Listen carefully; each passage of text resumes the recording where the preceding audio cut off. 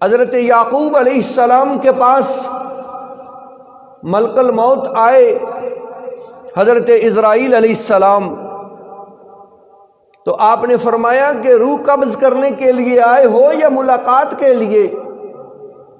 عرض کی کہ ملاقات کے لیے آیا ہوں۔ فرمایا کہ موت سے قبل کوئی 2-4 قاصد ہی بھیج دینا، پتہ چل جائے۔ ٹھیک ہے جی۔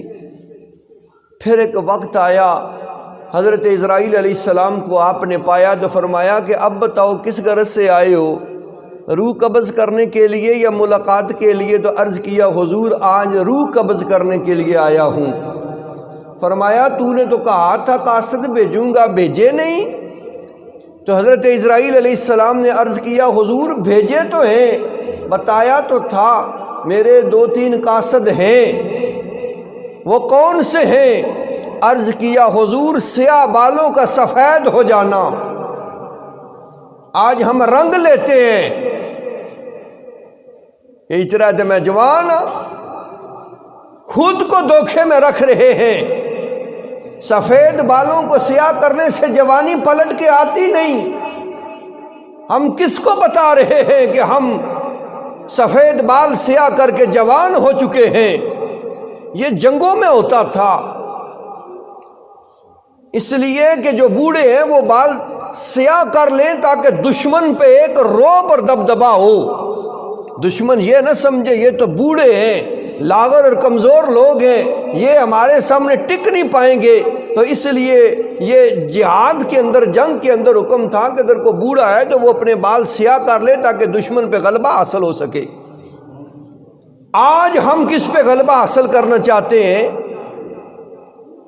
شادی کے لیے بال سفید سیاہ کیے جا رہے ہیں کہ مجھے کوئی رشتہ مل جائے۔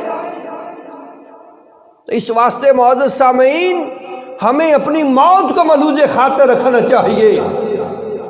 بالوں کی سفیدی کو سیاہی میں تبدیل کرنے سے جوانیاں پلٹ کے آتی نہیں، اور موت ہم سے کبھی اس سے ہم چھٹکارا حاصل کر سکتے نہیں کہ بچ جائیں گے موت سے۔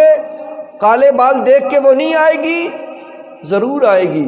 تو کہا جناب سیاہ بالوں کا سفیدی میں بدل جانا تو میرا قاصد ہے، اور اس کے بعد اعضاء کی کمزوری، یہ میرا دوسرا قاصد ہے۔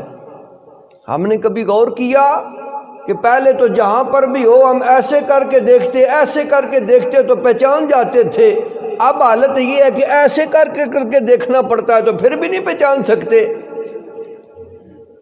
ہم ایک ہاتھ سے اگر کسی کو مکہ مار دیتے، تھپڑ مار دیتے تو وہ اپنے پاؤں سے ہل جاتا، اب حالت یہ ہے کہ دونوں ہاتھوں سے ڈنڈا بھی نہیں ہم سے سنبھالا جا سکتا۔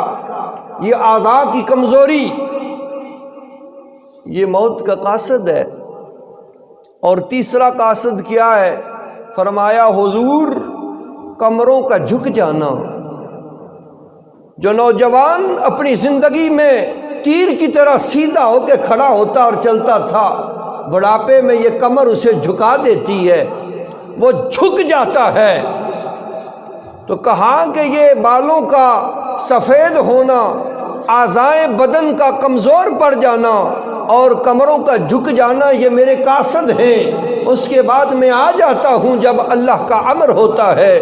تو سامعین ذی وقار، اس لیے ہمیں اس موت کے بارے میں بھی فکر کرنی چاہیے، اس موت کے بارے میں بھی غور کرنی چاہیے۔ سدا وقت ایک جیسا نہیں ہوتا، ہر ایک کو ہمیشہ زندہ نہیں رہنا۔ ہم یہ دعویٰ تو کرتے ہیں کہ موت آنی ہے، لیکن کام ہمارے کیسے ہیں؟ موت کی فکر میں نہیں، موت کی تیاری میں نہیں، بلکہ کام ہم ایسے کرتے ہیں کہ جیسا ہم نے کبھی مرنا ہی نہیں ہے۔ تو اگر موت کو برحق جانتے ہو، حقیقت مسلمہ تسلیم کرتے ہو، تو اس موت کی تیاری کے لیے بھی کوشاں ہو جاؤ، اس موت کے لیے فکر کرنے والے بن جاؤ۔ تو سامعین ذی وقار، اللہ رب العالمین ہمیں اس زندگی کے اندر بھی اور آخرت کے اندر بھی کامیابیاں ضرور عطا فرمائے گا۔